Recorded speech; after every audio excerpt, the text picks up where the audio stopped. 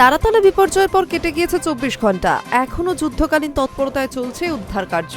ধ্বংসস্তূপের নিচে আরও চাপা পড়ে রয়েছেন কতজন, সেই তথ্য জানা নাকি সম্ভব হচ্ছে না কিছুতেই।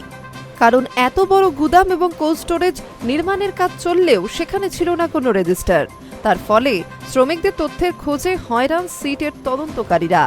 বৃহস্পতিবার সাংবাদিকদের মুখোমুখি হয়ে সেই কথা স্পষ্টভাবে জানিয়ে দিলেন additional CP crime Kunal Agarwal.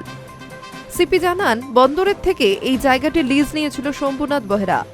আগে ৩ ভাইয়ের সংস্থা ছিল বেহরা ব্রাদার্স, পরে যদিও একক মালিক হয়ে যান শম্ভুনাথ। তিনি এই জায়গাটি গুদাম এবং কোল্ড স্টোরেজ তৈরি করছিলেন। ঠিকাদারি সংস্থা অয়ন ট্রেডার্স সেখানে কাজ করছিল। ওই কাজই করাচ্ছিলেন আজগার হোসেন। পুলিশের দাবি, বিপর্যয়ে প্রাণ গিয়েছে আজগারের। এই ঘটনায় এখনো পর্যন্ত মোট ৫ জনকে গ্রেফতার করেছে পুলিশ। ধৃতদের বিরুদ্ধে অনিচ্ছাকৃত খুনের চেষ্টা, অপরাধ ষড়যন্ত্রের চেষ্টায় মামলা রুজু হয়েছে। ধৃতদের মধ্যে মৃত আজগার হোসেনের বিরুদ্ধে ইকবালপুর এবং দক্ষিণ বন্দর থানার পুরনো 2টি মামলা রয়েছে। সৈয়দ মোহাম্মদ গুলজারের বিরুদ্ধে পুরনো মামলা রয়েছে। বুধবারই মুখ্যমন্ত্রী শুভেন্দু অধিকারী জানান, চলতি বছরের জানুয়ারি মাসে এই গুদামটির অনুমোদন দেয় কলকাতা পুরসভা।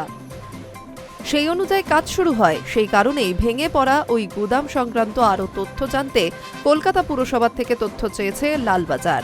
প্রয়োজনে পুরসভার ইঞ্জিনিয়ারদের প্রয়োজনে জিজ্ঞাসাবাদ করা হবে। এদিকে এই বিপর্যয়ে এখনো পর্যন্ত প্রাণ হারিয়েছে কমপক্ষে 11 জন।